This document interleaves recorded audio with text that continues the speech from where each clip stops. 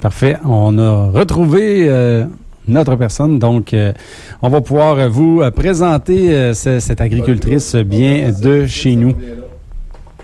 On fait une courte pause, mon cher ami, ou on la prend? On va aller jaser avec Mme Luce Bisson de la ferme Aquilon qui vient tout juste de nous rappeler. C'est une grosse job, celle d'agriculteur ou d'agricultrice, dans le cas de Mme Bisson. Un peu, je pense qu'elle va être là. Bonjour, Mme Bisson, ça va bien? Un peu, il faut que raccroche là.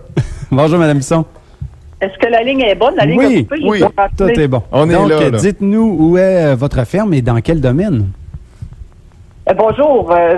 Oui, je suis à Sainte-Sabine, en Bellechasse, Etchemin. Je sais pas pourquoi on appelle ça Bellechasse, mais bref. Et on fait des grandes cultures biologiques. OK. Exactement, concrètement, là, ça représente quoi? En fait, nous, on cultive à peu près 250 acres en chanvre, en sarrasin, en avoine et en pois.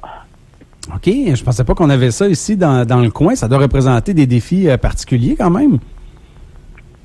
Ça a l'air de rien, mais c'est plus les roches qui sont un défi, mais finalement, on en a fait une opportunité.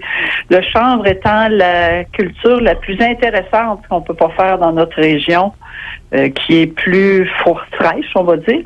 Mais pour nous autres, c'est parfait. Puis en plus, les roches ne dérangent pas, même s'il y a un peu de roche à la surface du sol.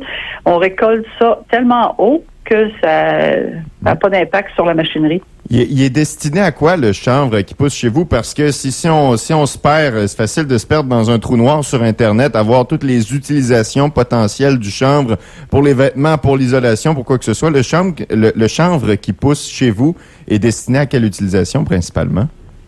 Il s'en va exclusivement pour la graine, pour être décortiqué, en fait, puis être mangé. Vous pouvez en acheter un peu partout dans les épiceries, dans des petits sachets pour trouver l'intérieur. C'est l'amande, dans le fond, là, la partie intérieure du grain qui a été... le grain a été cassé, décortiqué. L'intérieur est mis en sachet, puis nettoyé, mis en sachet, puis ça peut se manger, puis ça se mange cru. Okay. Évidemment, une chambre, ça se mange cru. Il y a deux transformateurs au Canada. Nous, on fait des contrats pour Aliments Trigone, qui sont dans Chaudière-Appalaches, qui sont reconnus pour leur sarrasin puis pour leurs autres produits bio. Puis c'est le principal transformateur et le plus proche de chez nous. On peut même en tirer une fibre textile, j'ai l'impression. C'est ça, le trou noir Internet du chanvre est énorme, puis là, ça fait rêver pas mal, mais c'est bien de savoir aussi qu'à la base, on peut se nourrir avec ça.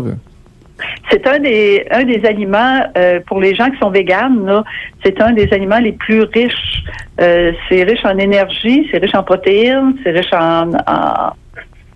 en oméga, toutes sortes d'affaires. En tout cas, c'est vraiment très, très nutritif et ça prend des petites quantités en ajout sur une toast au beurre de pinot, saupoudrer ça, dans une toast aux tomates, sur un yogourt. En tout cas, moi, j'en fais la promotion, je le vends pas personnellement chez nous, mais on l'utilise en grande quantité. Nous autres aussi, on en met dans notre pain de sarrasin.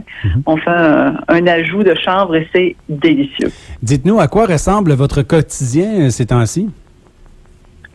C'est une course à obstacles. OK.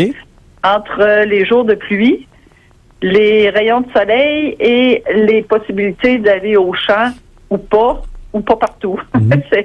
C'est trempe partout. Là, c'est un peu catastrophique. Là, c'est vraiment un marathon cette année. Faire les semences, faire les foins, ça va être exactement la même chose. Pour entrer sur le terrain après une pluie, là, ça prend un certain nombre d'heures pour que ça sèche, pour qu'on puisse soit aller travailler le sol ou au moins rentrer dedans pour faire nos travaux. Et il y en a pas beaucoup. Les plages horaires sont courtes. Et les différents produits que vous cultivez, est-ce que c'est des produits qui sont un peu capricieux ou c'est relativement facile?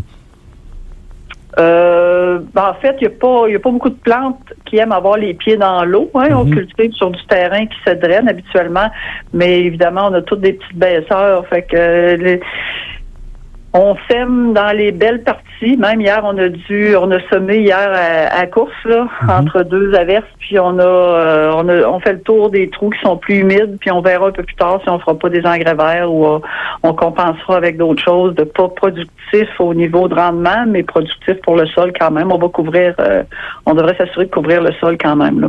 Fort intéressant. Mais beaucoup, Mme Luce Bisson de la ferme Aquilon, on en a appris pas mal aujourd'hui. Merci. Bonne journée à vous. Bye bye. Bonne journée.